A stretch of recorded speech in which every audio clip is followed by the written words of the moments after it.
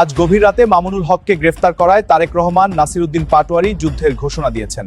আমরা তোমাদের চোখে আঙ্গুল দিয়ে দেখিয়েছি, আমরাই বাংলাদেশে গণতন্ত্র চাই। দর্শক, সারা দেশে এই মুহূর্তে তুলপাড় মামুনুল হক গ্রেপ্তার হওয়াতে। এদিকে আজ তারেক রহমান আল্লামা মামুনুল হককে গ্রেপ্তার করায় বিস্ফোরক মন্তব্য করার অপরাধে বিএনপি দল এবার কঠিনভাবে কেঁপেছে। অসংখ্য মানুষকে গ্রেপ্তার করায় অসংখ্য মানুষের খারাপ অবস্থা করেছে। স্প্রিট থেকে যদি এক চুল পরিমাণ বাংলাদেশকে বিচ্যুত করার ষড়যন্ত্র করা হয়, জুলাই যোদ্ধারা আবার মাঠে নামবো, আবার মাঠে নামবো, আবার মাঠে নামবো ইনশাআল্লাহ। সম্ভাব্য তারেক রহমান সরকার থেকে, অনিবার্য তারেক রহমান সরকার থেকে, যেটা নিশ্চিত, কোনো দ্বিধাদ্বন্দ্ব নেই। যেহেতু আনুষ্ঠানিকভাবে শপথ নেয়নি, এই কারণে আমরা বলতে পারছি না, সম্ভাব্য বলছি। বন্ধু নাকি কৌশল? আওয়ামী লীগকে নিয়ে বিএনপির নীরব সমীকরণ। ভোটে নিরঙ্কুশ জয়ের পর প্রথম সংবাদ সম্মেলনে তারেক রহমান যা বললেন তার চেয়েও বেশি গুরুত্বপূর্ণ তিনি যা বললেন না। ডক্টর ইউনূস সরকার যতক্ষণ পর্যন্ত আছে ততক্ষণ পর্যন্ত নানান ধরনের সন্দেহ, সংশয়, বিতর্ক থাকবেই। প্রশ্ন করতে পারেন যে আমরা অনেকে বলেছিলাম যে নির্বাচন ডক্টর ইউনূস সরকারের অধীনে হবে না বা নির্বাচন নিয়ে খেলা চলবে, খেলা তো চলেছে। এদিকে বিএনপির বিরুদ্ধে ভয়ানক যুদ্ধের ঘোষণা দিয়ে মাঠে নামলো 11 দলীয় জোট। অন্যদিকে আবারও ভোট গণনা না করার আগ পর্যন্ত কোনো শপথ পড়তে দেওয়া হবে না বিএনপিকে। কঠিন বিপদের মুখে বিএনপি দলটি। হ্যাঁ, ভয়াবহ একটি বিপদের মুখে পড়েছে বিএনপি দলটি। আজকে দিনের বেলায় মামুনুল হক এবং নাসিরউদ্দিন পাটোয়ারি বিএনপির বিরুদ্ধে যুদ্ধের ঘোষণা দিয়েছিল, হুঙ্কারমূলক বক্তব্য দিয়েছিল। সেই বক্তব্যটি দেওয়ার পর আজ রাতে মামুনুল হক কঠিন বিপদের মুখে পড়েন বিএনপির পরিকল্পনায়। অন্যদিকে তারেক রহমানের অনেক অ্যাকশন পরিকল্পনা এই মুহূর্তে প্রকাশ হয়। দর্শক শ্রোতা, রাত পোহালেই শপথ অনুষ্ঠান। এই শপথ অনুষ্ঠানকে কেন্দ্র করে দেশে একটা অস্থিতিশীল পরিবেশ। সবকিছু দেখতে পারবেন এই ভিডিওতে। মামুনুল হকের অবস্থা এবং তারেক রহমানের পরিকল্পনা বা এই নিয়ে যে অনেকে আলোচনা করতেছে সেই সব দেখতে পারবেন। স্প্রিট থেকে যদি এক চুল পরিমাণ বাংলাদেশকে বিচ্যুত করার ষড়যন্ত্র করা হয়, জুলাই যোদ্ধারা আবার মাঠে নামবো, আবার মাঠে নামবো, আবার মাঠে নামবো ইনশাআল্লাহ। আমরা আশা করেছিলাম বহু রক্ত, জীবন, অনেক অশ্রু আর ঘামের বিনিময়ে অর্জিত জুলাই বিপ্লব পরবর্তী বাংলাদেশের মানুষ তাদের ব্যালটের অধিকার ফিরে পাবে। কিন্তু দুর্ভাগ্যজনকভাবে মানুষের ব্যালটের অধিকারের সাথে নির্মম তামাশা করা হয়েছে। সারাদিন শান্তিপূর্ণ নির্বাচনের প্রকাশ্য নাটক সাজিয়ে সন্ধ্যার পর থেকে সূক্ষ্ম ইঞ্জিনিয়ারিং এর মাধ্যমে টার্গেটকৃত ব্যক্তিদেরকে জাতীয় সংসদে যাওয়ার পথে প্রতিবন্ধকতা সৃষ্টি করা হয়েছে। ডিপ স্টেটের এজেন্ডা বাস্তবায়ন করতে বাংলাদেশের জনগণের অর্থে লালিত প্রশাসন ব্যবহৃত হয়েছে। সিসি, আপনাকে বলতে চাই, আপনার পূর্ববর্তী সিসির পরিণাম থেকে আপনি শিক্ষা গ্রহণ করুন।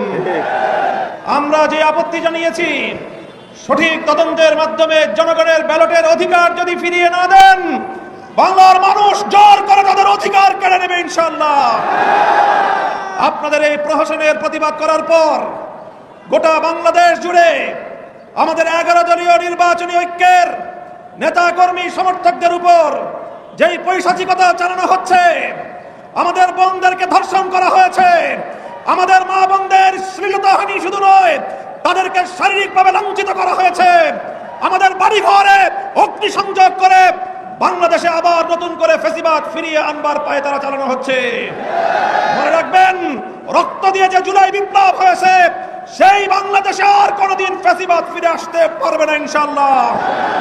পুরনো ফ্যাসিবাদীদের সাথে সখ্যতা করে বাংলাদেশের রাজনীতিতে যদি তাদেরকে আপনারা প্রবেশ করবার সুযোগ তৈরি করে দিতে চান, আমরা তোমাদের চোখে আঙ্গুল দিয়ে দেখিয়েছি, আমরাই বাংলাদেশে গণতন্ত্র চাই।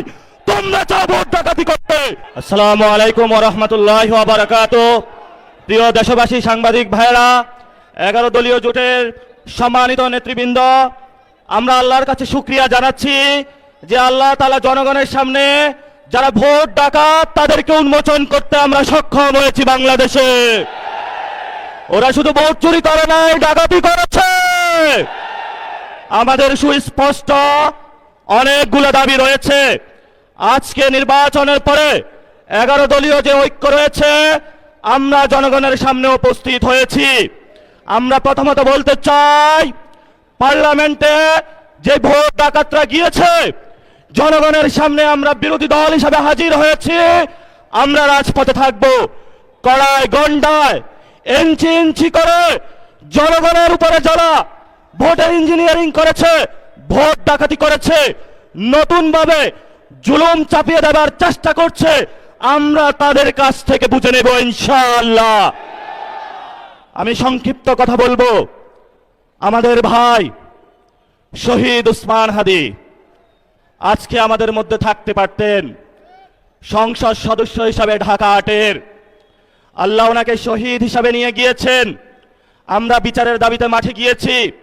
আজকে এই যেহেতু বিরোধী দলীয় যাত্রা হচ্ছে এই বায়তুল মোকাররম থেকে, আমি সরকারের কাছে আহ্বান জানাবো, দেশের কাছে আহ্বান জানাবো, প্রশাসনের কাছে আহ্বান জানাবো, আপনারা দ্রুত গতিতে শহীদ উসমান হাদি ভাইয়ের হত্যাকাণ্ডের বিচার যাতে হয় সেই উদ্যোগ নিন। আমাদেরকে এতদিন বলা হয়েছে বিচার এবং নির্বাচন মুখোমুখি দাঁড় করাবেন না। আমরা মরিয়া প্রমাণ করিলাম যে আমরা নির্বাচন বিরোধী নই। এখন সময় এসেছে শহীদ উসমান হাদি ভাইয়ের হত্যাকাণ্ডের বিচার করতে হবে। তৎকালীন সময়ে সংস্কারের নিয়ে বলা হয়েছিল, সংস্কার এবং নির্বাচন বিরোধী করার চেষ্টা চালানো হয়েছিল, ট্যাগ দেওয়া হয়েছিল ওরা নির্বাচন চায় না। আমরা তোমাদের চোখে আঙ্গুল দিয়ে দেখিয়েছি আমরাই বাংলাদেশে গণতন্ত্র চাই, তোমরা চাও ভোট ডাকাতি করতে। এখন সময় এসেছে, কোন 9-6 চলবে না। সংস্কারে জনগণে যে হ্যাঁ ভোটে ম্যান্ডেট দিয়েছে দ্রুত বাস্তবায়ন করতে হবে। সাথে সাথে বন্ধু নাকি কৌশল? আওয়ামী লীগকে নিয়ে বিএনপির নীরব সমীকরণ। ভোটে নিরঙ্কুশ জয়ের পর প্রথম সংবাদ সম্মেলনে তারেক রহমান যা বললেন তার চেয়েও বেশি গুরুত্বপূর্ণ তিনি যা বললেন না। শেখ হাসিনার প্রত্যাবর্তন, ভারতের ভূমিকা এবং আওয়ামী লীগের প্রতি অস্বাভাবিক সহনশীলতা, সব মিলিয়ে প্রশ্ন উঠছে, বিএনপি কি পুরনো শত্রুকে নতুন করে জায়গা দিচ্ছে?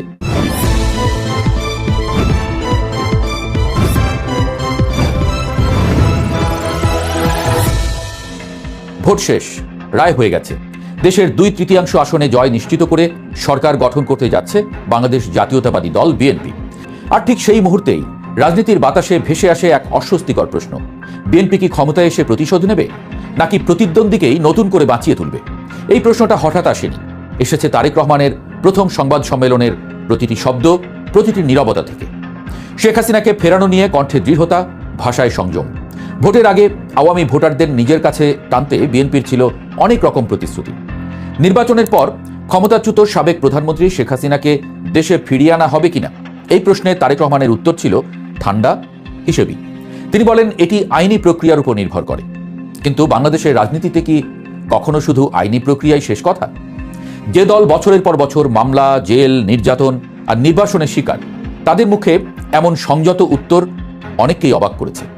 আরও অবাক করেছে দুর্নীতির মামলা চলবে কিনা, আন্তর্জাতিক অপরাধ আদালতের রায় পুনর্বিবেচনা হবে কিনা, এসব প্রশ্নে মুখে কলুপ এঁটে রাখা। এই নীরবতা কি কৌশল নাকি কোনো অদৃশ্য সমঝোতার প্রথম ইঙ্গিত? শেখ হাসিনার প্রত্যাবর্তন প্রশ্নে ভারতের ভূমিকা বরাবরের মতোই কেন্দ্রীয়। বিএনপি মহাসচিব মির্জা ফখরুল ইসলাম আলমগীর সরাসরি ভারতের সংবাদ মাধ্যম ইন্ডিয়া টুডেকে বলেছেন, আমাদের দুই দেশের মধ্যে প্রত্যর্পণ চুক্তি রয়েছে, ভারত আন্তর্জাতিক নিয়ম মেনেই সিদ্ধান্ত নেবে। এখানেই প্রশ্নটা জোরালো হয়, যে ভারত এতদিন আওয়ামী লীগের ঘনিষ্ঠ মিত্র ছিল, সেই ভারতের উপর বিএনপির এই আত্মবিশ্বাস কি নিছক আশাবাদ, নাকি নয়াদিল্লি ইতোমধ্যে বুঝে গেছে ঢাকার ক্ষমতার চাবি এবার অন্য হাতে? ভারত রাজনীতি করে আবেগে নয়, স্বার্থে। আর সেই স্বার্থেই হয়তো দিল্লি দরজা পুরোপুরি বন্ধ রাখছে না। এবার আসি সবচেয়ে বিতর্কিত জায়গায়, আওয়ামী লীগের প্রতি নরম কেন বিএনপি? ভোটের পরদিনই পঞ্চগড়ে নিষিদ্ধ থাকা বাংলাদেশ আওয়ামী লীগের একটি কার্যালয়ের তালা খুলে দিলেন বিএনপি নেতা। ভিডিও ছড়িয়ে পড়ল, প্রশংসা এলো আওয়ামী লীগের নেতাদের মুখে। প্রশ্ন উঠল, যে দল বিএনপিকে নিশ্চিহ্ন করতে চেয়েছিল সেই দলকে এখন আশ্রয়। বিএনপির কাছে কি এটা মানবিকতা নাকি দলীয় আইনের শাসন? কিন্তু প্রশ্নটা জটিল হলো, রাজনীতি কি কখনো এত সরল? রাজনীতির ভেতরে লোকজন জানেন এই গল্পে আর একটা নাম ঘুরে ফিরে আসে, তা হলো বাংলাদেশ জামায়াতে ইসলামী। বিএনপি জানে জামায়াতকে সামনে আনলে আন্তর্জাতিক এবং জাতীয় দুই জায়গাতেই চাপ বাড়বে। এও জানে এই ভারতের সঙ্গে সম্পর্ক আরও জটিল হবে। আর তাই কি আওয়ামী লীগকে পুরো শত্রু না বানিয়ে নিয়ন্ত্রিত প্রতিদ্বন্দ্বী হিসেবে রাখা? বিএনপির এই বিজয়ের একটা গুরুত্বপূর্ণ রহস্য ফাঁস করে দিয়েছে এনসিপি, এবং এটা ট্রু, যার ফলে মনে হচ্ছে যে বিএনপির এই বিজয় টেকসই হবে না। দেখেন বিএনপি কিভাবে জিতেছে এবং টেকসই হবে না এর অর্থ কি সেটা আগে বলি, নইলে আবার ভুল বুঝতে পারেন। একটা কথা বারবার বলি যে জনগণ ভোট দিয়েছে, বাংলাদেশের ইতিহাসে অন্যতম সুষ্ঠু নির্বাচন হয়েছে in spite of some result tampering engineering. 30 জায়গায় ভোট কারচুপি করে জামাতকে হারিয়ে দেওয়া হয়েছে। ওই কারচুপি ধরলেও বাংলাদেশের ইতিহাসের অন্যতম শ্রেষ্ঠ নির্বাচন, কিন্তু আমাদের প্রত্যাশা পূরণ হয়নি। কিন্তু in compare with others election যথেষ্ট ভালো নির্বাচন হয়েছে। অতএব জনগণ ভোট দিয়েছে, জনগণের এজেন্সিকে আমরা রেসপেক্ট করি, এবং এই ভোটে বিএনপি 5 বছর পূর্ণ মেয়াদে দেশ চালাক এবং দেশের উন্নতি করুক, এতে কোঅপারেশন করতে এবং সার্বিক সহায়তা করতে আমরা প্রস্তুত। কিন্তু তারা কিভাবে জিতেছে, এখানে তাহলে বিজয় টেকসই হবে না এর অর্থ কি? টেকসই হবে না এর অর্থ এই না যে তাদেরকে 2 বছর পর বলবো যে আপনারা পদত্যাগ করেন আর মধ্যবর্তী নির্বাচন দেন, না, এটা না। টেকসই বলতে বিএনপি যে পরিমাণ জনপ্রিয়তা নিয়ে ক্ষমতা এসেছে এটা 2 দিন পরেই থাকবে না। অ্যাটলিস্ট স্থানীয় সরকার নির্বাচন তো হবে, উপনির্বাচন তো হবে, সেখানে দেখবেন যে বিএনপি ধরা খেয়েছে। এটাকে বলছি যে বিজয় টেকসই হবে না। কিভাবে? কারণ বিএনপির যে জয়ের যে সিস্টেমটা যেভাবে হোক জিতেছে, এবং এটাও একটা অর্জন, কিন্তু একদম অর্গানিক না। যেমন বিষয়টা এমন না যে বিএনপি সবচেয়ে বড় দল ছিল, জনপ্রিয় দল ছিল, তারা ক্ষমতা এসেছে, না। আমি দায়িত্ব নিয়ে বলছি 12 ফেব্রুয়ারি পর্যন্ত সবচেয়ে বড় দল ছিল জামাত ইসলামী, এবং অধিকাংশ মানুষ জামাত ইসলামীকে একক দল হিসেবে সমর্থন করত। আপনি চারদিকে তাকিয়ে দেখেন বিএনপির পুরনো লোকজন সব জামাত করত, বড় দল ছিল জামাত। কিন্তু বিএনপি জিতেছে মূলত আওয়ামী লীগের ভোটের সমীকরণে। আওয়ামী লীগের প্রায় 15% ভোট বিএনপি পেয়েছে, যার জামাতের চেয়ে এগিয়ে গেছে। আওয়ামী লীগের ভোট পাওয়ার চেষ্টা জামাত করেছিল, কিন্তু জামাত তো অত মেকানিজম বোঝে না, এবং হিন্দুরা আসলে জামাতকে ভোট দেয়নি, এটাই হচ্ছে সত্য কথা। হিন্দুরা থাকে বিজয়ীদের সাথে, আর আওয়ামী লীগের সাথে অনেক জায়গায় সরাসরি আওয়ামী লীগের নেতাদের সাথে মিটিং করেছে, এবং তারা সবাইকে অনলাইনে বা বিভিন্নভাবে নির্দেশনা দিয়ে দিয়েছে, তোমরা ধানের শীষে ভোট দিয়ে আসো। আওয়ামী লীগের ভোট ব্যাংক কাজে লাগিয়ে বিএনপি ক্ষমতা এসেছে, এটা হচ্ছে সত্য কথা। আসিফ মাহমুদ বলেছেন আওয়ামী লীগের সঙ্গে গোপন আতাত করে জয়লাভ করেছে বিএনপি। হ্যাঁ, তবে এই আতাত এটা অবৈধ নয়। গোপন আতাত করে জয়লাভ করেছে এটা জানিয়ে দেওয়া যেরকম এনসিপি জামাতের রাজনীতি, আবার বিএনপি আতাত করতে পেরেছে এটা তাদের অর্জন। কারণ আওয়ামী লীগের যারা ভোট দিয়েছে তাদের ভোট তো বৈধ, অতএব যাদের ভোট দেওয়ার বৈধতা আছে তাদেরকে ম্যানেজ করার চেষ্টা আপনি করতেই পারেন, এটা অবৈধ না। আওয়ামী লীগের সাথে গোপনে যতটুকু আতাত বিএনপি করেছে এটা বৈধ, অবৈধ না। অবৈধতা যদি সরাসরি আওয়ামী লীগকে রাজনৈতিকভাবে বৈধতা দিয়ে দিত, কিন্তু আওয়ামী লীগের ভোটারদের ভোট দিতে, ভোট পাওয়ার চেষ্টা করে সফল হয়েছে, এটা জামাত পারলে জামাতও করতো, বা তারা যে একদম কোনো চেষ্টা করে নাই তা না, করেছে কিছুটা। তবে জামাতের চেষ্টাটা ছিল একদম সরল, কিন্তু সেই সরল ইকুয়েশন মিলে নেই। জামাতের চেষ্টা ছিল যে আমরা তো আওয়ামী লীগের উপর নির্যাতন করি না, আমরা তো মিথ্যা মামলা দিইনি, অতএব তারা আমাদের ভোট দিবে, আমাদের কাছে তারা নিরাপদ। কিন্তু এই সরল সমীকরণ কাজে আসেনি, বিএনপি এখানে সফল হয়েছে।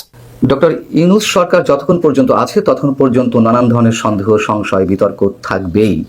প্রশ্ন করতে পারেন যে আমরা অনেকে বলেছিলাম যে নির্বাচন ডক্টর ইউনূস সরকারের অধীনে হবে না, বা নির্বাচন নিয়ে খেলা চলবে। খেলা তো চলেছে, সত্য কথা। এবং একথাও বলেছি যে আমরা যে সন্দেহ, সংশয় প্রকাশ করছি তা যেন মিথ্যে প্রমাণিত হয়। এবং একথাও সত্য, আমরা কিছু মানুষ যে সন্দেহ, সংশয়গুলো প্রকাশ করে এসেছি, নিশ্চয়ই সেটি একটি চাপ হিসেবে কাজ করেছে, এটি তো অস্বীকার করার কিছু নেই। মানে ডক্টর ইউনূস যা যা করেছেন গত 18 মাসে, তার উপরে বিশ্বাস স্থাপনের মতন কিছুই অবশিষ্ট ছিল না আমাদের। এখন যেটি সংশয় দেখা দিয়েছে তা হচ্ছে নির্বাচিত জনপ্রতিনিধিদের সংসদ সদস্য হিসেবে শপথ নেওয়ার ক্ষেত্রে 17 তারিখ মঙ্গলবার তাদের যে সংসদ সদস্য হিসেবে শপথ নেওয়ার কথা রয়েছে, সেটি হচ্ছে নাকি সংবিধান সংস্কার পরিষদের সদস্য হিসেবে তারা শপথ নিচ্ছে। তাদের তো দুটোই একসাথে নেওয়ার কথা, কিন্তু আদতে কোনটি হচ্ছে আসলে? সংবিধান সংস্কার পরিষদের সদস্য হিসেবে তারা আলাদা শপথ নেবে, এবং সংসদ সদস্য হিসেবে তারা আলাদা শপথ নেবে। কিন্তু শেষ পর্যন্ত বিএনপি যা বলছে, নানান সূত্র থেকে যেটি জানা যাচ্ছে, তারা মনে করছে বিদ্যমান সংবিধানে যা আছে সেটা অনুসরণ করাই যৌক্তিক। বিদ্যমান সংবিধানে শুধু সংসদ সদস্যদের শপথের কথা বলা আছে, সংবিধান সংস্কার পরিষদ বা এ ধরনের কিছু নেই। যদি সংবিধানে কখনো এটি ধারণ করা হয় তখন এরকম শপথের বিষয়টি আসবে। বিএনপির এই বক্তব্যটি অনেকে মনে করতে পারেন যে এটি তাদের মন গড়া, বা যেহেতু তারা দর্শক আপনারা তো দেখলেন এখানে কি কথা হচ্ছে, অনেকেই কিন্তু অনেক কথা বলতেছে, অনেকে আলোচনা করতেছে, অনেকে সমালোচনা করতেছে। বিশেষ করে এখানে আমরা দেখতে পারি যে দেশের রাজনৈতিক প্রেক্ষাপট নিয়ে কথা হয় এবং দেশের বর্তমান অবস্থা বা মামুনুল হকের বক্তব্য, অন্যদিকে নাসিরুদ্দিন পাটোয়ারি যে হুঙ্কারমূলক বক্তব্য দিয়েছেন, এইগুলো আমরা এখানে দেখতে পেরেছি। এই বিষয়গুলো দেখে এবং দেশের রাজনৈতিক প্রেক্ষাপটগুলো নিয়ে আপনাদের মন্তব্য কী? আপনাদের গুরুত্বপূর্ণ মন্তব্যটা অবশ্যই আপনারা আমাদের কমেন্ট বক্সে লিখে যাবেন। আর হ্যাঁ, এখন আপনাদেরকে আমরা যা কিছু দেখিয়েছি সব কিছু আমরা সোশ্যাল মিডিয়া থেকে সংগ্রহ করেছি। এইখানে আমাদের নিজস্ব কোনো মন্তব্য নেই বা আমাদের নিজস্ব কোনো সিদ্ধান্ত নেই। সর্বশেষ আপনাদের কাছে আমাদের একটা রিকোয়েস্ট থাকবে, আপনারা আমাদের চ্যানেলে নতুন দর্শক হয়ে থাকলে চ্যানেলটি সাবস্ক্রাইব করবেন এবং পাশে থাকা বেল বাটনটি বাজাবেন যাতে করে নেক্সট ভিডিওটা সবার আগে আপনাদের কাছে পৌঁছে যায়। ধন্যবাদ।